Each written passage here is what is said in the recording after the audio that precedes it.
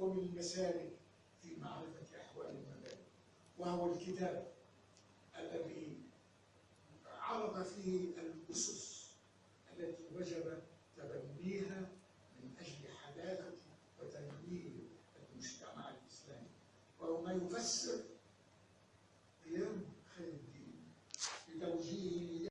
اللي هو كان مسؤول قبل حوالي 7 قرون، كانوا يقيموا في فلسطين في الخليل، ومن ثم انتقلوا إلى فلسطين إلى تونس للإقامة من حوالي 7 قرون. بعد ما سمعنا هذه المحاضرة القيمة من هذه الإقامة وكبير المؤرخين في تونس، نفتح المجال الأسئلة والمداخلات والاستفسارات.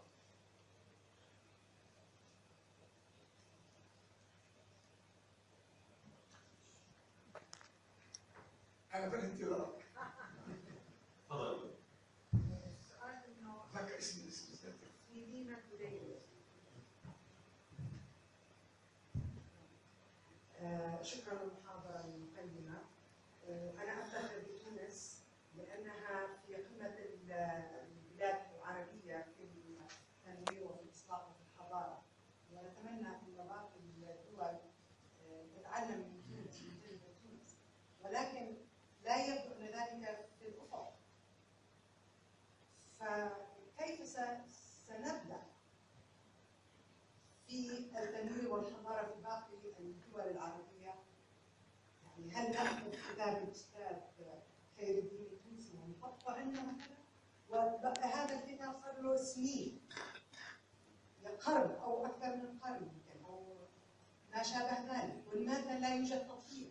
هل نحتاج إلى كثير من الأبحاث والكتب؟ أنا لا أعتقد أنه نحتاج لا إلى كتب ولا إلى أبحاث ولا إلى شيء. أعتقد أنه إحنا جاهزين لتجميع الخبرات والأفكار والآراء، ونبدأ بالنهضة والحداثة والتنوير. ولماذا لم نبدأ بعد؟ شكرا.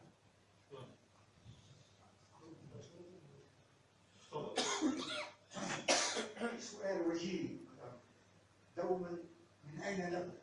لأن الملف معقد، ونفس العملية في تونس الآن يعاد تكراره، لأن التعليم في عهد بداية الاستقلال كان جيد، لكن بعد الحضر ولا كل ضيوف المؤسسة أسألهم من أين نبدأ؟ لا يردون عليه، لأنه كله يحتاج إلى إصلاح. والمشكلة هو أن ليس هناك قرارا سياسيا بهذا الإصلاح. بقي الإصلاح منال ظرفي ووفقا للمعطيات المحلية، لكن لا للإكسبو ولا أي المنظمات. يجب مجتمع متحرك، مجتمع عربي واعي، مجتمع مدني يفرض هذه الرؤية الجديدة التنموية للإصلاح. والإصلاح ضروري إذا وجدت استوجب علينا أن نغير هذا المجتمع.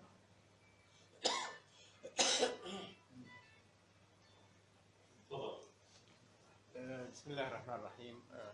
دكتور فعليا جامعة الأردنية. بداية يعني أود أن أرحب أجمل ترحيب بأستاذي وصديقي وزميلي دكتور عبد التميمي. حقيقة هو يعني لديه باع طويل في مجال المكتبات والتوثيق، ومن هذا المجال عملنا معا، وهو يعني من لا يعرف أنه أول رئيس للاتحاد العربي للمكتبات والمعلومات، وهو مؤسس هذا الاتحاد في تونس، ولا زلنا يعني في هذا الاتحاد نعمل معا. ويعني المؤتمر القادم هو المؤتمر أعتقد 28 للاتحاد العربي للمكتبات والمعلومات، وسيكون في تونس إن شاء الله نلتقي مرة أخرى. يعني أنا لدي سؤال قديم جديد. في تونس تأثر الشعب التونسي بفرنسا بشكل غير عادي، العادات، التقاليد، اللغة، حتى المكتبات، التربية إلى آخره. نحن مررنا بالانتداب البريطاني، ولكننا لم نتأثر لا لغة، اللغة الإنجليزية للأسف الشديد ضعيفة. النظام التربوي لم يتأثر بالنظام التربوي البريطاني، حتى النظام الاقتصادي، النظام السياسي إلى آخره. فأين أين السر وراء ذلك؟ أنكم تأثرتم بشكل غير عادي، ونحن الذين تعرضنا لكتاب الفرد وغيرنا لم نتعرض مثل هذه التجربة. وشكرا لكم. سؤال وجيه الحقيقة لابد أن نميز أن فرنسا كانت مستعمرة في الجزائر، ويهمها على هذا الفضاء كله يكون تحت كلكلها، وبالتالي التعليم كان مسيطرا عليه النظام الفرنسي في الجزائر من 1038، وبالتالي السفارات والطلاب والجامعات كلها متوجهه الى ذلك. وعلى العموم فرنسا تخدم في مصالحها، ونحن نعاني من التأثير المباشر. انا بعض الاحيان كتبت اخيرا قلت يا اخي فرنسا رجعت الى صيغتها الاولى، لكن على العموم يعني التأثير واضح عن طريق التبادل التجاري، عن طريق الصناعات، عن طريق الوجود الفرنسي على العديد من القطاعات. كل هذا يبرر ويدل على ان فرنسا يهمها ان تبقى موجوده على الساحه التونسيه والمغاربيه والجزائريه، هذا لا شك في ذلك، ونحن نعاني من هذا الوضع.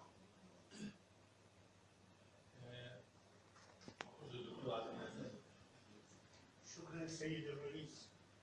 أن اسمح لي بداية أن أتوجه بالشكر لمنتدى الفكر العربي الذي تفضل ودعا الأستاذ الجليل عبد الجليل وله اسمه سي. معرفتي بعبد الجليل أيضا تمتد ربما لأربعة نقود أو أكثر، لكن أذكر له ضمن فضائله الكثيرة أنه ربما كان أول عربي تخرج من جامعة بغداد وذهب ودخل ودق الله الشكر فيه، ولكن لا أعرف أحدا سبقه إلى ذلك، وكان في ذلك فتحا مبينا ليعمل فتح مبين له. الأمر الآخر في استعراض الأستاذ ما بين عهدنا نحن والمدرسة الصادقية والمكتبة الصادقية فيما بعد والشخصيات التونسية، أشير هنا أن الشرق العربي عني جدا جدا وكثيرا بخير الدين التونسي، وأكثر من شخصية الأردن كتبت رسائلها سواء عن الماجستير أو الدكتوراه عن المرحوم خير الدين التونسي، وكل من عني بالحركة القومية العربية والحركات الإصلاحية وخير الدين درسوا في جامعاتنا وفي جامعات الوطن العربي العديدة. الأمر الذي أحب أن أقف عنده هو إلى أي حد تأثر المجتمع التونسي باللبحة والنفحة الأوروبية. بعد 100 عام تقريبا من الإصلاحات ومن زيارة الله إلى تونس والرحلات الأوروبية اللي بدأت لرجال الدين المسيحي ثم المسلمين ثم الترجمة ثم أثر كل ذلك على الذهنية العثمانية. وأحمد هنا الأستاذ المحاضر أنه حافظ على وضعية تونس ضمن البيت العثماني الكبير. نجد أن هذا الأثر كان على مستوى القشر، يعني بعد 100 سنة بعد بوعزيزي وجدنا أن تونس هي عبارة عن الساحل، لكن في عمقها في داخل القيروان في المدن الكريمة التي تفضل الأستاذ وذكرها بقيت هي عندما دخلت القيروان بمعيته شعرت أنني بالمطلق وليس كأي بلد آخر. وبالتالي وجدت أن هذه التسمية والأثر الأوروبي هو أثر محدود جدا جدا، وأن صلابة الشعب التونسي في أصالته وخاصة بانتسامه للمذهب المالكي، لأن كان ذلك نوع من السند الكبير والعزوة الكبيرة فيما يتعلق بالاجتهادات الفقهية وخاصة بتقريب مقاصد الشريعة الملك الطاهر بن عاشور. فبالتالي ما أريد أن أقوله ليس تصحيحا لما تفضل به الأستاذ، ولكنما أصفي إليه وأتعلم منه أن تونس قد عرفت الإصلاح على يد شخصية هندية جاءت اسمه السيد مصطفى الزبيدي صاحب تاج العروس. وعندما نجد في تاج العروس الذي هو أضخم وأكبر إحياء للغة العربية على يد رجل فاضل السيد مصطفى الزبيدي وبالفتح وليس على طريقة الشيخ محمد العراقيين الزبيدي نسبة إلى الزبيب، ويقال إن من لم يتعلم في الزبيب فليتنسأ بجدرانها لعله يكسر شيئا من العلم. أريد أن أقول هنا وعلى ضوء التحقيقات التي تمت لرجال الشيخ مصطفى الزبيدي أن علماء تونس الكبار أهل الفتية وكانوا على علم واطلاع بما يجري في العالم، وبخاصة إضافة إلى ما تفضل به الزميل الكبير عن أوروبا إلى ما يجري في الأم الشرعية. رمز الشرعية هي اسطنبول، رمز الشرعية، وكانت كما تفضل الأستاذ في إشارته إلى برهانة ثم إلى خط شريف وخط عميوني ثم الدستور. كل هذه الأمور لم تكن غائبة عن البيئة الذهنية والفكرية والفقهية للعلماء في تونس. تعرفوا المذهب الحنفي كان محدود فقط للدولة العثمانية ورجالاتها، لكن العلماء في تونس والجامعة في تونس قد ذهبوا إلى أواسط أفريقيا وإلى الشمال الأفريقي وإلى المشرق العربي وجاءوا من الجبل العربي. نعم تمام. العالمي اللي نشرنا له كتاب وزارة الدولة في معالي الوزير نشرنا له كتاب كامل عن شو اسمه. فلذلك أولا أشكر المنتدى العربي، أشكر سعادة السفير المواصل معي، وكنت كالعادة غير منظم حتى لا أكون في استقبال يدك، ولكن نتمنى على منتدى الفكر العربي أن يكثر من هذه الزيارات وأن يصادر جواز السفر ولا يسمح له بالعودة، لأن كان سابقا عندما يزور الجامعات الأردنية كلها كان يذهب للمحاضر. الآن يقول لنا أنه سيغادر غدا، فإذا نريد أن يبقى ولا مانع أن نمارس عليه أساليب في إلقائه هنا خير الدين أعطاهم في تونس وفي اسطنبول، وأشرف على درة الصلاة، ونحن من حقنا أن يبقى نشرف على تدريسه في الجامعة وشكرا.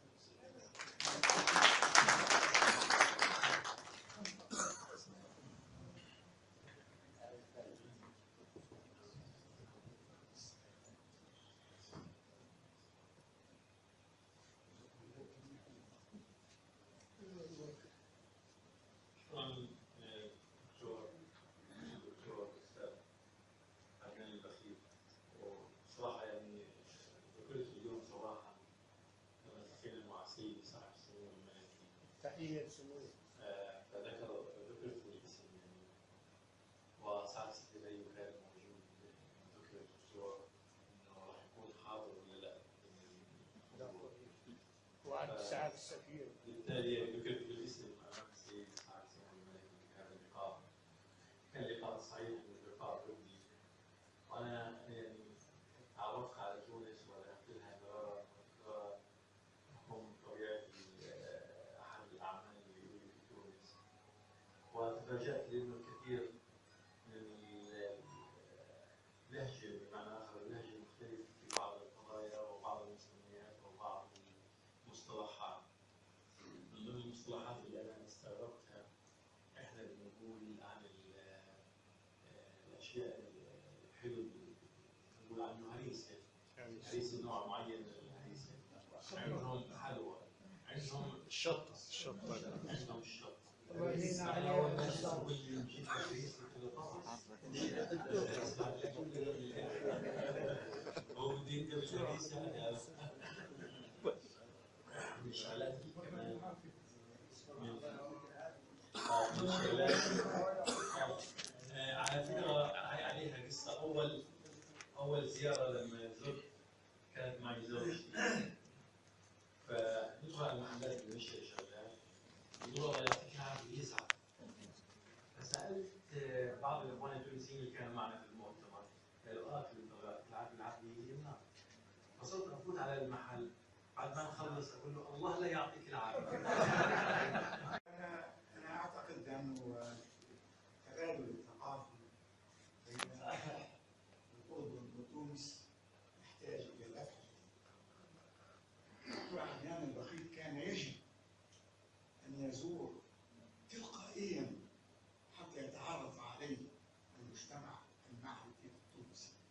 ويبلغ وعنده رسالة. عدنان عنده رسالة. هذه الرسالة ليست مرتبطة بالأردن ودوره معناها في الدراسات العثمانية ودوره في الدراسات التواصل بين المشرق والمغرب لعب دور. فأنا أرجو أن تفكروا مستقبلا بعض القيادات الفكرية الأردنية أن تتعرف أن توجهوها إلى تونس. نحن مستعدين نقول بكل وجه. أنا ذكرت يا دكتور عدنان، أنا معك. أنا لما أنظر الشيخ الثعالبي هذا الرجل الاستثنائي استثنائي، أنا حقيقة من أول من نادى بكلمة الدستور هو الشيخ الثعالبي. عاش في العراق، كانت عنده علاقات قوية مع الملك في ذلك الوقت، وزار الهند وزار العالم الإسلامي وخلف لنا تراثا. لكن هذا من يعرفه قلة من الباحثين يعرفونه. ونفس العملية أنا أعتقد أن المجتمع التونسي يحتضن كثير من القيادات اللي يجب أن نلعب الدور في ربط المشرق بالمغرب. عارف يا دكتور عدنان ماذا قلت به؟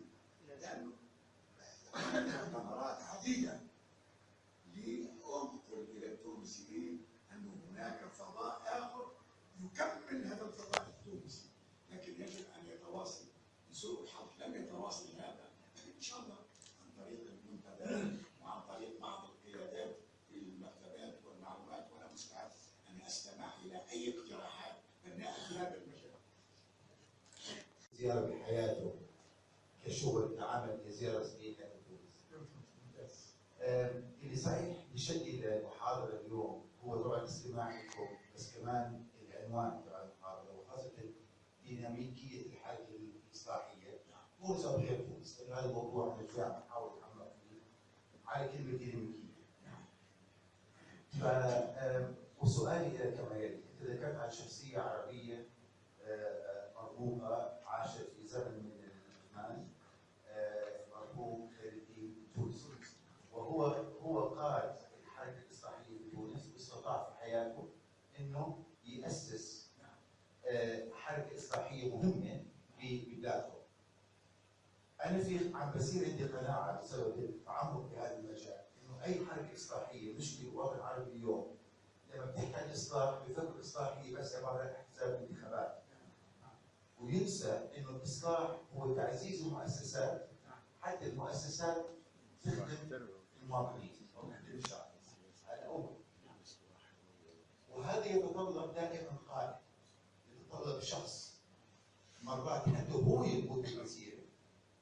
أما ما يأتي بعدين كأحزاب انتخابات هي بتعزز اللي عمله هذا القائد.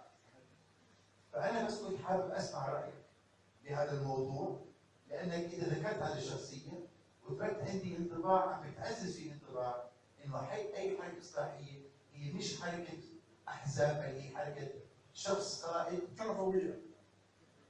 تفضل. تربوية فعلا. شو خير الدين، أنا أقول خير الدين يحتاج إلى إضفاء الحقائق حوله. رجل معناها واعي ومدرك، وأيضا معناها كتابات كانت عن طريق الدبلوماسية. نحن مثال بسيط، لما أقيل من الصدر الأعظم في الدار العالي ماذا فعل خير الدين؟ كون مجتمع التونسيين الذين هاجروا إلى إسطنبول، واحتضن كل القيادات التونسية التي غادرت ورفضت الاحتلال الفرنسي لتونس، وطلع مجلة سماها البديل، واحتضنت كل التونسيين والتونسيات. وبالمناسبة بدي أحكي قصة طريفة جدا في هذا المجال. معك نتابع مرة السابق أنا كنت في جاري دبلوماسي وخاف من مرة كنت في مؤتمر في اسطنبول، والريسبشن قالوا في سيدة تريد أن تقابلك. نزلت، طلعت ماذا؟ طلعت هذه إحدى حفيدات محمود بن عيان الذي استولى على أملاك التونسيين في الانقلاب. قلت لها، قالت يا سيدي أوالدي صحيح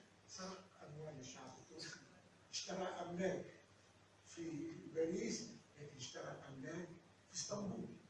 يحب يسترجعها لأن أتاتورك استولى على كل شيء. لكن الطريق في القاعدة إحدى حفيدات هذا محمود بن عياد، امرأة كتبت كتابا عن حرية المرأة المسلمة.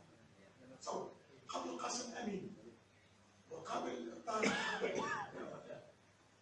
وزوجتي هي أحد الدبلوماسيين الأطراف، وتمكنت أن تزور.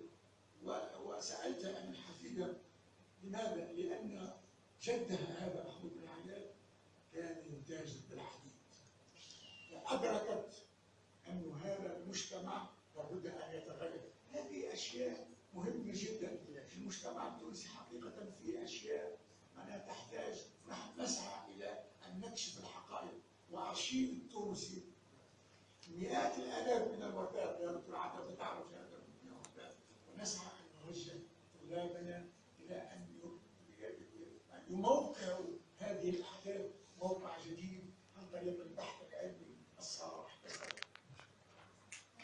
يعني تفضل. بس على السريع والله مباشرة للسؤال